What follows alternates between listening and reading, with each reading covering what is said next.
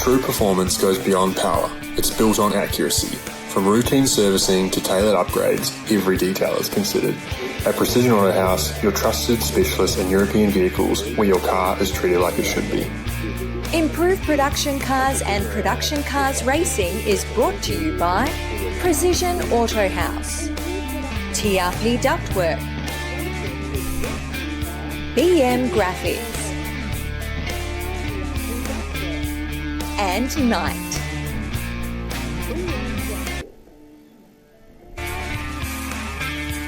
And Knight.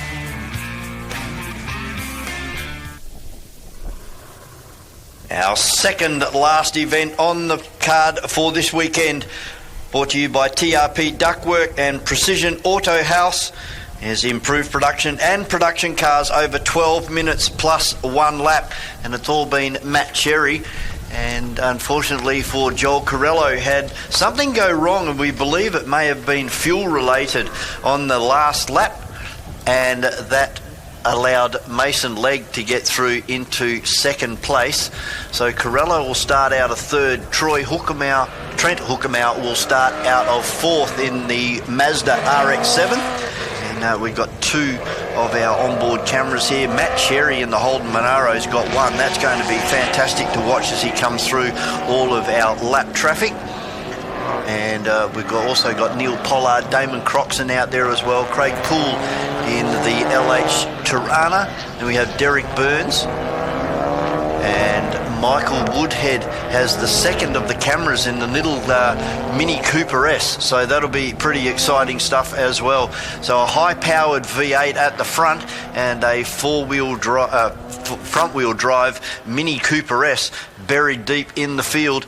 They're going to have our two cameras on board as we go on board with Matt Cherry at the moment, and just see the electric window coming up on the passenger side as he prepares for this third race, their last race this weekend for the improved production and production cars. Also, we have out there behind Derek Burns is Rob Landsmere. Then we have Lane, our female competitor in car number 43, Woodhead in the Mini Cooper S. Then we have Edwards, Andrew Savetridge and Lachlan Cove, and we'll have to see whether Andrew Savetridge gets back out there in this one in car number 265. As we go on board our second camera, this is on board the little Mini Cooper S, and you can see that massive big round dial on the middle there. That's the tacho and the speed if you're in a normal car, and then all of the other additional bits and pieces that are on the dashboard behind the steering wheel. And he goes just past the safety car now, so he'll be coming down into turn number 7 and ready to line up in his grid position. As I said, he's buried deep. He's 3/4 of the way down through the field, and our other camera on board, the Holden Monaro on the front row with Mason Legg just pulling up alongside the Racing Dynamics Matt Cherry driven Holden Monaro, a supercar in disguise. Basically, it's if you can imagine a supercar interior and engine running on pretty much road tyres. They are a partially grooved tyre. They are definitely not as sticky as a slick tyre, so everybody has to run the same tyre tread pattern and same manufacturer in this brand or in this category. So we'll see what happens here, who gets the best of the start from the three cars being Legg, Corello and Hookermau. That's where it's going to be. You can forget about Matt Cherry. He will absolutely be in the next postcode by the time we get around to the S's. Everybody off to a good start except Woodhead in the little Mini Cooper S. A very, very slow start, and that's put him a good 100 metres behind the rest of the field as Matt Cherry accelerates the Holden Monaro now. Now Joel Corello in the BMW's got himself up into second place. He's got past Mason Legg in the Golf, and then we go back to the RX-7 of Hookermau, Damien Croxon in the Renault Megane, and right behind him is Neil Pollard as they head up and over the top of the hill for their last event, race number 30 out of 31 here this weekend. So we have a look at this battle between Corello and Mason Legg, and I think this is where the action's going to come from. Although saying that, Trent Hookamau is not out of the woods at the moment either. He's got a car bearing down on the back of him, and Neil Pollard and Damon Croxon trying to get onto the back of the RX-7 under brakes. You can see the Renault Megane did a great job and closed up big time on the back of Legg and Hookamau. The Racing Dynamics car number 44 of Matt Cherry already up and across the top of the bus stop and hard on the brakes, down one gear in the Wanneroo for the left-hander sweeper and the third gear, and then Craig's fourth gear as he heads across the top of the hill and runs it very wide on the exit, so he's really trying on this lap. We'll see what happens this time. Probably this will be his only chance to do a record, will be in the first two laps. As we saw in the previous event, the tyres went off and he was starting to settle into the mid-61s. The race record is a 60.14. So Matt Cherry out of turn number 7 now, trying to keep this car as straight as possible, and that's what he's done. No wheel spin, he goes across the line, and it is a 61.1. So 1 full second away from the track record, and that would, to me, indicate that the track is going away late in the afternoon. As he is already up into turn number 4, Joel Corello just exiting out of turn number 1 and going up through the S's now, with Mason Legg and Trent Hookamau right behind him. And behind Hookamau is Damien Croxon, Neil Pollard. Then we go back a long way to Derek Burns. Up and over the top of the hill goes the RX-7, the Renault Megane for DC Auto. Damien Croxon and Neil Pollard heading down in towards turn number 6. So 2 front-wheel drive cars here, different ages. And it looks like the Megane's going to hang on, but here comes Neil Pollard. He got a good run out of turn number 6 and just about side by side with Damien Croxon, and it looks like Pollard's going to put a move on here down in towards turn number 7, late on the brakes, down a gear and round out onto the main straight, and the crisscross trying it on was Damien Croxon, but unable to get away. The speed of that little car, the little Honda of Neil Pollard's, is incredible. He's actually pulled the gap out to some 15 metres or so. Now they head up through the tight twisty bit where there'll be no advantage to either of these cars at the moment, but certainly Pollard's car's got the legs in a straight line. Come out in car number 181, the Mazda RX-7. Of course, a very popular car up here, as we were talking about before. The father of Chris had a pretty serious accident up there on the exit of turn number 4 many years ago. And of course, it's a car driven and made synonymous with the Group A touring car racing with Alan Moffat. He used to bring over some Japanese drivers to race with him at Bathurst in the Mazda RX-7, and happy to say that we actually have one of those Alan Moffat, Peter Stuyvesant, car number 43, down there at the Geograph Motor Museum, owned by Paul Stubber. With his collection of cars, he also has the John Harvey Marlborough Holden dealer team Tirana down there as well. And under brakes, see Woodhead trying to get onto the back of this RX-7. Now, these guys had a great battle in the previous race, and the Mini ended up getting in front of the RX-7 and driving away towards the back end of race number 2. So be a little bit frustrated right now.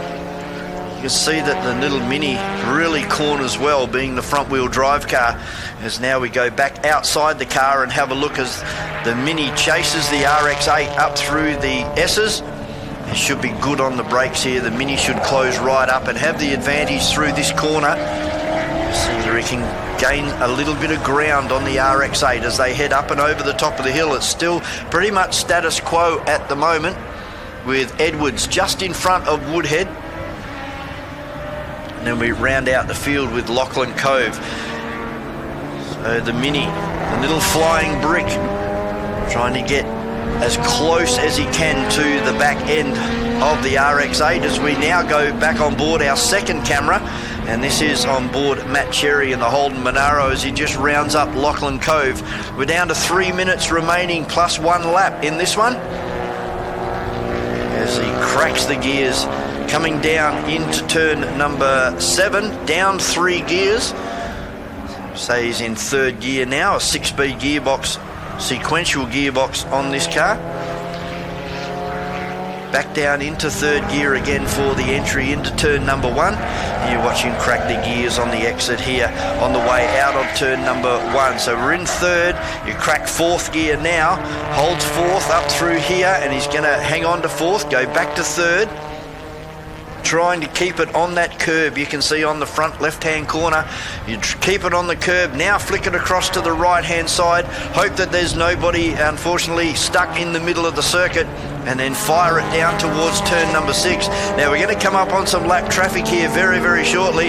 You'll be able to see a graphic example of the speed difference of any other car out there. It doesn't matter what car it is, this Holden Monaro has the speed over the rest of this field, and there we go, giving them pneumonia on the way past, and that was Woodhead in the Little Mini and Edwards in the Mazda RX-8.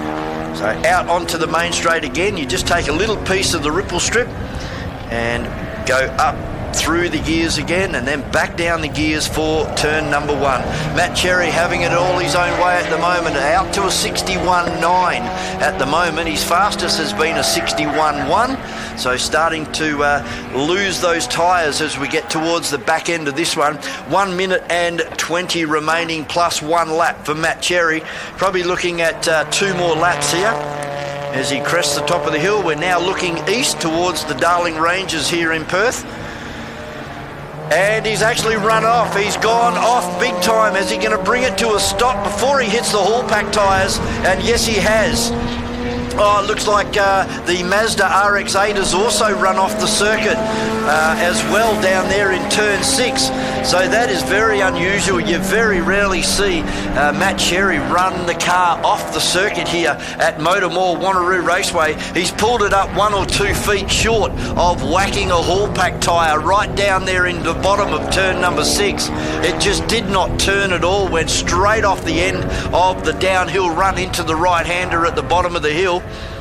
So we'll wait and see whether we're going to continue. We're down to 27 seconds remaining plus 1 lap, as this is where our second of our onboard cameras is right now. The other one parked at turn 6, and the Little Mini's been able to get in front of Edwards in the RX-8, and this is how they finished up in the event number 2, with the Mini just slightly quicker. As now we go on board the front-wheel drive Little Mini, and we should be able to see Matt Cherry. There he is down there directly in front of the car. Oh, big lock-up there. So Matt's had a huge lock-up and driven straight off the racetrack down there at turn number 6.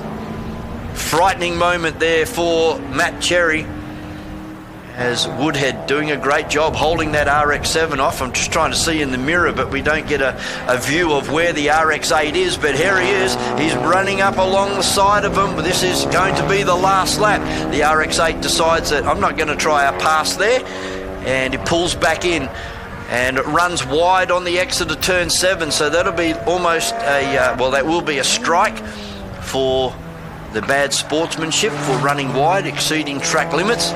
And that's allowed the Little Mini to skip away a little bit on this last lap. So that now puts Corello into second place with into first place with Mason Legg in second, and the RX-7 of Hookamau into 3rd place. Try and pick up where Joel Corello is on the circuit at the moment. There he is, heading up through turn number 4 at the moment. And checkered flag has actually been drawn on this one.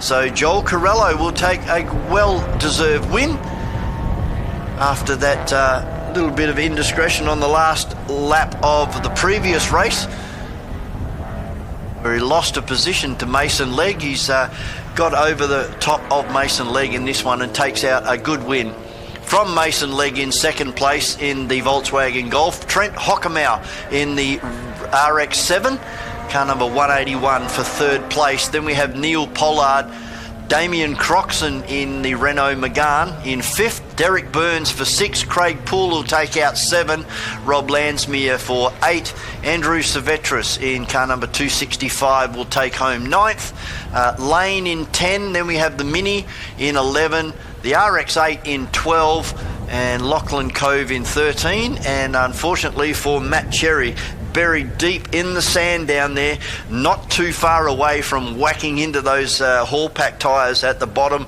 of turn number 6. What a fantastic race that was. Unfortunately, one of our cameras ended up in the sand pit, but we got some great vision on board